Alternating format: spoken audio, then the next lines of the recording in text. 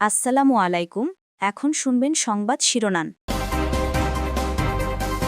হেফাজতে থাকা 15 সেনা কর্মকর্তাকে হাজির করতে হবে ট্রাইব্যুনালে, জানালেন চিফ প্রসিকিউটর। আইন মেনে হবে পরোয়ানাভুক্তদের বিচার, বললেন স্বরাষ্ট্র উপদেষ্টা। তালিকায় না থাকা এনসিপির চাওয়া শাপলা প্রতীকের বিষয়ে সিদ্ধান্তহীন কমিশন। পিআর সহ চাপিয়ে দেয়া কোনো কিছু গ্রহণ করবে না জনগণ, মন্তব্য মির্জা ফখরুলের। রাজধানীতে এমপিওভুক্ত শিক্ষকদের উপর পুলিশের লাঠিচার্জ, টিয়ার শেল নিক্ষেপ। দাবি আদায় না হলে ক্লাস বর্জনের ঘোষণা, এনসিপি নেতাদের সংহতি। শেষ মুহূর্তে চাকসু নির্বাচনে জমজমাট প্রচার, প্রার্থীদের যোগ্যতাকে গুরুত্ব দিচ্ছেন ভোটাররা। রাকসুতেও চলছে ব্যাপক গণসংযোগ। ডেঙ্গুতে সারা দেশে একদিনে আরো 5 জনের মৃত্যু। শিশুদের টাইফয়েডের টিকা দেওয়ার বিশাল কর্মযজ্ঞ চলবে 13 নভেম্বর পর্যন্ত। আসসালামু আলাইকুম। এতক্ষণ দেখছিলেন সংবাদ শিরোনাম, এখন দেখবেন বিস্তারিত। হেফাজতে থাকা 15 সেনা কর্মকর্তাকে ট্রাইব্যুনালে হাজির করতে হবে, জানিয়েছেন আন্তর্জাতিক অপরাধ ট্রাইব্যুনালের চিফ প্রসিকিউটর।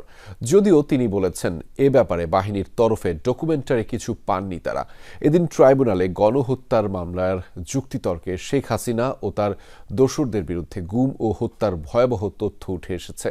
শুনানিতে প্রসিকিউশন বলেছে ফ্যাসিবাদ তৈরিতে বিচার বিভাগেরও ভূমিকা ছিল। নারায়ণগঞ্জে 7 মার্ডার আইনশৃঙ্খলা বাহিনী কর্তৃক গুম ও খুনের ঘটনার অন্যতম আলোচিত উদাহরণ। 7 জনকে গুম করে হত্যা করা হয়, পরে লাশ ফেলে দেওয়া হয় শীতলক্ষ্যা নদীতে। সে ঘটনায় নারায়ণগঞ্জ র্যাবের তৎকালীন বেশ কয়েকজন কর্মকর্তার সংশ্লিষ্টতা পাওয়া যায়। আওয়ামী লীগ সরকারের আমলে এমনই অসংখ্য নৃশংস ঘটনার সাক্ষী হয়েছে বাংলাদেশ। গুম ও হত্যার এসব ভয়াবহ ঘটনা রবিবার উঠে আসে আন্তর্জাতিক অপরাধ ট্রাইব্যুনালে শেখ হাসিনার মামলার যুক্তিতর্ক উপস্থাপনে। এবং তাদেরকে এক ধরনের সিডেটিভ পুশ করা হতো যাতে করে প্রতিরোধ করতে না পারে। চিফ প্রসিকিউটর বলেন, মানুষকে প্রথমে গুম করে পরে সরকারি নির্দেশে হত্যা করা হতো। হত্যার কৌশল হিসেবে কাউকে ট্রেনে কাটা পড়তে রেললাইনে ফেলে দেওয়া হতো, আবার কারো পেট চিরে সিমেন্টের বস্তা ঢুকিয়ে নদীতে ডুবিয়ে দেওয়া হতো। কাউকে আবার মাথায় গুলি করে হত্যা করে হাতে লাগা রক্তমগজের পৈশাসিক তৃপ্ততার কথাও তুলে ধরেন তাজুল ইসলাম। তো মাথায় যখন গুলি করতো, মাথায় গুলি করলে মগজ এবং রক্ত ছিটিয়ে এসে হাতে লাগতো। প্রথম দিকে সে হাতে এক ধরনের মোজা ব্যবহার করত যাতে না লাগে। পরবর্তী সময়ে তার এটা নেশা হয়ে যায়, রক্ত এবং মগজের উত্তাপ হাতে না লাগলে তো আর ফিলিং আসতো না। শাপলা প্রতীক নির্বাচন কমিশনের তালিকায় নেই।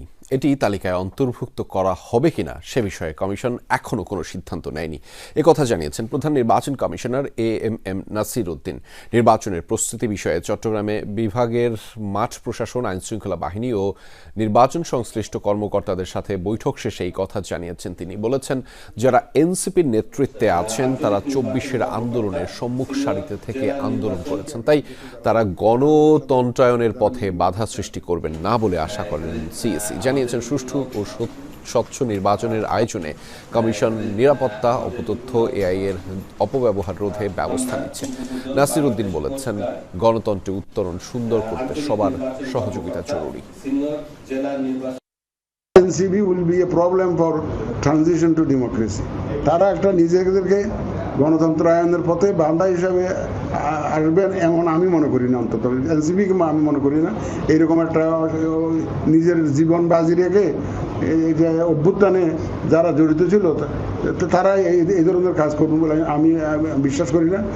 নির্বাচন বিলম্বিত করতেই পিআর এর নামে আন্দোলনে কিছু রাজনৈতিক দল, এমন অভিযোগ করে বিএনপি মহাসচিব মির্জা ফখরুল ইসলাম আলমগীর বলেছেন, চাপিয়ে দেয়া কোনো পদ্ধতিই জনগণ গ্রহণ করবে না। দলগুলোকে একমত না হওয়া ইস্যুগুলো ইশতেহারে অন্তর্ভুক্ত করে দেশবাসীর কাছে যাওয়ার পরামর্শ দিয়েছেন তিনি। আসন্ন নির্বাচনকে বিএনপির জন্য কঠিন পরীক্ষা আখ্যা দেন মির্জা ফখরুল। তার বিশ্বাস, জনগণ পরীক্ষিত ও দক্ষ নেতৃত্বই নির্বাচিত করবে।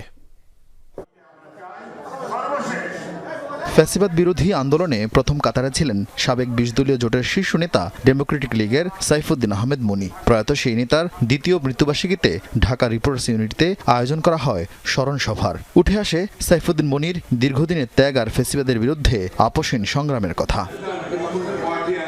অনুষ্ঠানে বিএনপি মহাসচিবও সাইফুদ্দিন মনির স্মৃতিচারণ করেন। বলেন, বিএনপির দীর্ঘদিনের সংস্কারের প্রস্তাবই আমলে নিয়েছে ঐক্যমত্য কমিশন।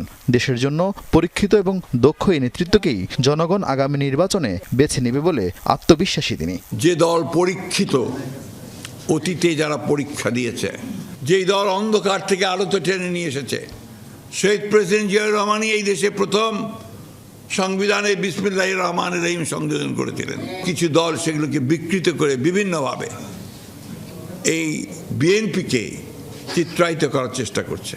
এই সামনের যে পরীক্ষা কঠিন পরীক্ষা। প্রতিদিন আপনাদের এই ইউটিউব আন্দোলনে নামা এমপিওভুক্ত শিক্ষকদের উপর লাঠিচার্জ করেছে পুলিশ। রাস্তা থেকে সরাতে ব্যবহার করেছে সাউন্ড গ্রেনেডও। এতে করে দুপুর নাগাদ প্রেস ক্লাব সংলগ্ন এলাকায় ছড়িয়ে পড়েছিল উত্তেজনা। শিক্ষক কর্মচারীদের সাথে ধাওয়া পাল্টা ধাওয়ায় হয় পুলিশের। এ সময় কয়েকজন আন্দোলনকারী আহত হন। দাবি মানা না হলে ক্লাস বর্জনের ঘোষণা দিয়েছেন এমপিওভুক্ত বেশ কয়েকটি সংগঠনের শিক্ষকরা। তাদের সাথে সংহতি জানিয়ে হামলার তীব্র নিন্দা জানিয়েছেন এনসিপি নেতারা। দুপুর 1:45 অবস্থানরত শিক্ষকদের ছত্রভঙ্গ করতে এভাবেই নিক্ষেপ করা হয় সাউন্ড গ্রেনেড। এমপিওভুক্ত বেসরকারি শিক্ষকদের সাথে শুরু হয় পুলিশের ধাওয়া পাল্টা ধাওয়া। টিয়ার সেল নিক্ষেপ করে পুলিশ। এর আগে সকাল 11টার পর থেকেই জাতীয় প্রেস ক্লাবের সামনে সারা দেশ থেকে শিক্ষকরা জড়ো হতে থাকেন। জাতীয়করণ প্রত্যাশী জোটের অন্তর্ভুক্ত সংগঠনগুলো 20% বাড়ি ভাড়া সহ 3 দফা দাবিতে অবস্থান নেয়। দাবি বিবেচনায় নিয়ে 20% হারে বাড়ি ভাড়া, চিকিৎসা ভাতা বৃদ্ধি ও কর্মচারীদের ঈদের বোনাস 75% উন্নীত করে প্রজ্ঞাপন না হওয়া পর্যন্ত লাগাতার অবস্থান কর্মসূচির ঘোষণা দেন শিক্ষকরা। আগামীকাল রাত 12টায় শেষ হচ্ছে চট্টগ্রাম বিশ্ববিদ্যালয় কেন্দ্রীয় ছাত্র সংসদ চাকসু নির্বাচনের প্রচারণার সময়। তাই শেষ মুহূর্তে ভোটারদের মন জয় করতে সকাল থেকে ক্যাম্পাস চষে বেড়াচ্ছেন প্রার্থীরা। ভোটারদের দ্বারে দ্বারে গিয়ে প্রার্থীরা দিচ্ছেন আবাসন, যাতায়াত, নিরাপদ ক্যাম্পাস ও গবেষণা খাতে উন্নয়নের প্রতিশ্রুতি। তবে ভোটাররা বলছেন, প্যানেল নয়, ভোট দিবেন প্রার্থীদের যোগ্যতা বিবেচনায়। নির্বাচন ঘনিয়ে আসায় শেষ মুহূর্তে সময়গুলোকে পুরোপুরি কাজে লাগাতে চান প্রার্থীরা। তাই তো সকাল থেকেই ক্যাম্পাস চষে বেড়াচ্ছেন তারা, ভোটারদের দিচ্ছেন নানা প্রতিশ্রুতি। শিবির সমর্থিত প্যানেলের প্রার্থীরা গণসংযোগ করেন ব্যবসায় প্রশাসন অনুষদ, বিজ্ঞান অনুষদ, কলা ঝুপড়ি, রেল স্টেশন সহ বিভিন্ন স্থানে।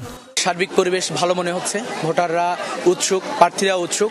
দু একটি ঘটনা ঘটেছে যেগুলো আচরণবিধি লঙ্ঘনের ব্যাপারে কথা এসেছে। আমরা মনে করি প্রত্যেকটি প্রার্থী এ ব্যাপারে সতর্ক আছে এবং সতর্ক থাকবে। রাজশাহী বিশ্ববিদ্যালয় কেন্দ্রীয় ছাত্র সংসদ রাকসু নির্বাচনের বাকি আর মাত্র 3 দিন। শেষ মুহূর্তে ভোটারদের মন জয় করতে গণসংযোগ করছেন প্রার্থীরা। সকাল থেকে আবাসিক হল, পরিবহন মার্কেট, শহীদ মিনার প্রাঙ্গণ সহ ক্যাম্পাসের বিভিন্ন স্থানে যাচ্ছেন।